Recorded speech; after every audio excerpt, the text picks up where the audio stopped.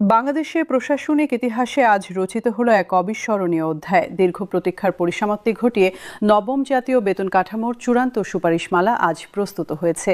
দেশের লক্ষাধিক সরকারি কর্মকর্তা কর্মচারী এবং অবসরপ্রাপ্ত পেনশনভোগীদের জীবনে আসতে চলেছে এক যুগান্তকারী পরিবর্তন। বিশেষভাবে উল্লেখযোগ্য যে এবারের বেতন কমিশন যারা রাষ্ট্রের সেবায় তাদের জীবনের শ্রেষ্ঠ সময় উৎসর্গ করে বর্তমানে অবসরে রয়েছেন তাদের প্রতি যে মানবিকতা এবং দায়িত্বশীলতা প্রদর্শন করেছে তা প্রশাসনিক ইতিহাসে এক অনন্য এবং স্মরণীয় নজির।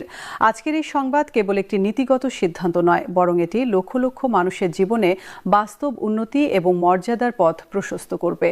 আজ বিকেল ৩টা ৪৫ রাজধানীর মন্ত্রিপরিষদ বিভাগের সম্মেলন কক্ষে জাতীয় বেতন কমিশনের সর্বশেষ এবং চূড়ান্ত সভা সম্পন্ন হয়।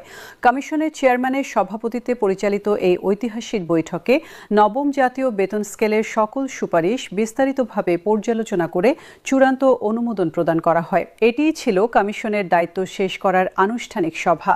সভা সমাপ্তির পর কমিশনের একজন দায়িত্বশীল সূত্র গণমাধ্যমের কাছে নিশ্চিত করেন, এবারের বেতন কাঠামো কেবলমাত্র চাকরিজীবীদের বেতন বৃদ্ধির মধ্যে সীমাবদ্ধ থাকেনি। যারা তাদের কর্মজীবনের মূল্যবান দিনগুলো জাতির উন্নয়নে এবং জনসেবায় ব্যয় করে এখন অবসরে আছেন, তাদের জীবনে প্রকৃত পরিবর্তন আনতে এক ব্যাপক এবং সুদূর প্রসারী সংস্কারের পরিকল্পনা গ্রহণ করা হয়েছে। কমিশনের নির্ভরযোগ্য সূত্র জানিয়েছে, আজকে সভায় সর্বাধিক সময় এবং গুরুত্ব প্রদান করা হয়েছে পেনশন ব্যবস্থা সংস্কারে। প্রস্তাবিত নবম জাতীয় বেতন স্কেলে পেনশনভোগীদের মাসিক পেনশনে ব্যাপক মাত্রায় বৃদ্ধির সুপারিশ চূড়ান্ত করা হয়েছে। এবার পূর্বের সকল বেতন কমিশনের পথ অনুসরণ না করে সবার জন্য সমান হারে পেনশন বৃদ্ধির পরিবর্তে একটি আধুনিক বিজ্ঞানভিত্তিক এবং ন্যায়সঙ্গত পদ্ধতি অবলম্বন করা হয়েছে। পেনশনভোগীদের বর্তমান মাসিক পেনশনের পরিমাণ অনুযায়ী 3টি পৃথক এবং স্বতন্ত্র শ্রেণীতে বিভক্ত করা হয়েছে এবং প্রতিটি শ্রেণীর জন্য ভিন্ন ভিন্ন হারে পেনশন বৃদ্ধির প্রস্তাব করা হয়েছে। এই পদ্ধতির মূল উদ্দেশ্য হল সবচেয়ে কম আয়ের পেনশনভোগীদের সর্বোচ্চ সুবিধা প্রদান করা এবং আর্থিক বৈষম্য হ্রাস করা। কমিশন থেকে প্রাপ্ত বিশদ তথ্য অনুসারে প্রথম শ্রেণীতে অন্তর্ভুক্ত হয়েছেন নিম্ন আয়ের পেনশনভোগীরা। যেসব অবসরপ্রাপ্ত সরকারি কর্মচারী বর্তমানে মাসিক 20,000 টাকার কম পেনশন পাচ্ছেন, তাদের জন্য কমিশন এক অভূতপূর্ব এবং সাহসী প্রস্তাব করেছে। এই শ্রেণীর সকল পেনশনভোগীর পেনশন শতভাগ অর্থাৎ দ্বিগুণ করার সুপারিশ চূড়ান্ত করা হয়েছে। বাস্তব সংখ্যায় উদাহরণ দিলে, যিনি বর্তমানে 6,000 টাকা পেনশন পাচ্ছেন তিনি নতুন কাঠামোতে পাবেন 12,000 টাকা।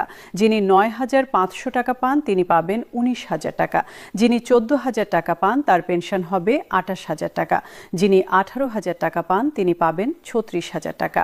নিত্য প্রয়োজনীয় দ্রব্যমূল্যের ক্রমবর্ধমান ঊর্ধ্বগতি, জীবনযাত্রার ব্যয় বহুগুণ বৃদ্ধি এবং মূল্যস্ফীতির বর্তমান পরিস্থিতিতে পেনশন দ্বিগুণ হওয়া নিম্ন আয়ের অবসরপ্রাপ্তদের জন্য প্রকৃত অর্থেই জীবন পরিবর্তনকারী একটি ঘটনা।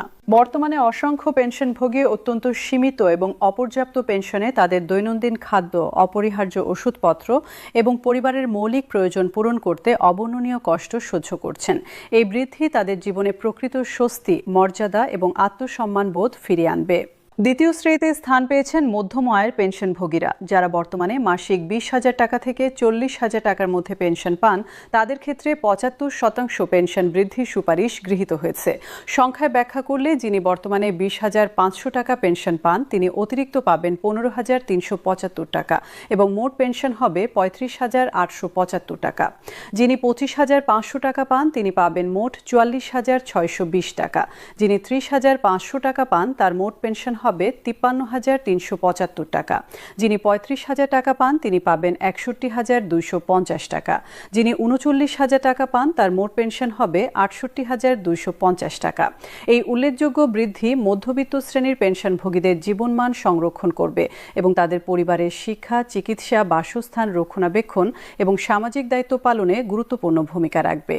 বিশেষভাবে যারা সন্তানদের উচ্চশিক্ষা, কর্মসংস্থান কিংবা বিবাহ এবং পরিবারের অন্যান্য গুরুদায়িত্ব পালন করছেন, তাদের জন্য এই পেনশন বৃদ্ধি প্রকৃত সহায়তা এবং নিরাপত্তা প্রদান করবে।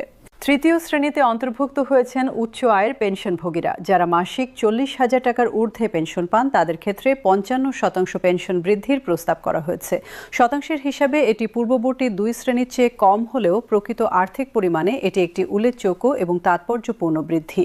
উদাহরণস্বরূপ, যিনি 42,500 টাকা পেনশন পান তিনি অতিরিক্ত 23,375 টাকা পাবেন এবং মোট পেনশন হবে 65,875 টাকা। যিনি 50,500 টাকা পান তার মোট পেনশন হবে ৭৮,২৭৫ টাকা। যিনি ৫৭,০০০ টাকা পান তিনি পাবেন ৮৮,৩৮৫ টাকা। যিনি ৬৪,৫০০ টাকা পান তার মোট পেনশন হবে ৯৯,৭৭৫ টাকা। যিনি ৭৫,০০০ টাকা পান তিনি পাবেন ১,১৬,২৫০ টাকা। এই ধাপভিত্তিক বৃদ্ধির কৌশল অবলম্বন করে কমিশন বিভিন্ন আয়স্তরের পেনশনভোগীদের মধ্যে সামঞ্জস্য রক্ষা করেছে এবং আর্থিক বৈষম্য কমানোর এটি কার্যকর পদক্ষেপ নিয়েছে। যাদের আয় বেশি তাদের কম হারে এবং যাদের আয় কম তাদের বেশি হারে সুবিধা প্রদানের এই নীতি সামাজিক ন্যায় বিচার এবং অর্থনৈতিক সমতার একটি বিজ্ঞানভিত্তিক এবং প্রগতিশীল প্রকাশ। পেনশন বৃদ্ধির পাশাপাশি কমিশন চিকিৎসা ভাতা বৃদ্ধির ক্ষেত্রে একটি অত্যন্ত মানবিক, প্রয়োজন ভিত্তিক এবং যুগান্তকারী সুপারিশ করেছে। বয়স বৃদ্ধির সাথে সাথে মানুষের শারীরিক সক্ষমতা হ্রাস পায় এবং নানাবিধ রোগ ব্যাধির সম্মুখীন হতে হয়। চিকিৎসা সেবা গ্রহণ এবং নিয়মিত ওষুধপত্র সেবনের প্রয়োজনীয়তা উল্লেখযোগ্যভাবে বৃদ্ধি পায়। বিশেষভাবে বার্ধক্যে উচ্চ রক্তচাপ, ডায়াবেটিস, হৃদরোগ, কিডনি জটিলতা, বাতব্যথা, স্ট্রোক, শ্বাসকষ্ট সহ বহুবিধ দীর্ঘমেয়াদী এবং জটিল রোগের জন্য নিয়মিত এবং ব্যয়বহুল চিকিৎসা অপরিহার্য হয়ে ওঠে। এই কঠোর এবং বেদনাদায়ক বাস্তবতা গভীরভাবে উপলব্ধি করে এবং প্রবীণ পেনশনভোগীদের কষ্ট লাঘবের জন্য পে কমিশন চিকিৎসা ভাতা উল্লেখযোগ্য পরিমাণে বৃদ্ধি প্রস্তাব করেছে। সুপারিশ অনুযায়ী যেসব পেনশনভোগীর বয়স ৭৫ বছর বা তার বেশি, অর্থাৎ যারা অতি প্রবীণ শ্রেণীভুক্ত, তাদের জন্য মাসিক চিকিৎসা ভাতা ১০,০০০ টাকা নির্ধারণ করার সুপারিশ করা হয়েছে। বর্তমানে এই বয়সী পেনশনভোগীরা যে পরিমাণ চিকিৎসা ভাতা পান তা তাদের মাসিক ওষুধপত্র এবং চিকিৎসা ব্যয়ের তুলনায় অত্যন্ত অপ্রতুল এবং অপর্যাপ্ত। ১০,০০০ টাকা মাসিক চিকিৎসা ভাতা একজন অতি প্রবীণ পেনশনভোগীর নিয়মিত ওষুধপত্র ক্রয়, চিকিৎসকের পরামর্শ গ্রহণ, প্রয়োজনীয় রক্ত পরীক্ষা, এক্স-রে, ইসিজি, আলট্রাসনোগ্রাম এবং অন্যান্য ডায়াগনস্টিক পরীক্ষার খরচ মেটাতে উল্লেখযোগ্য সহায়তা করবে।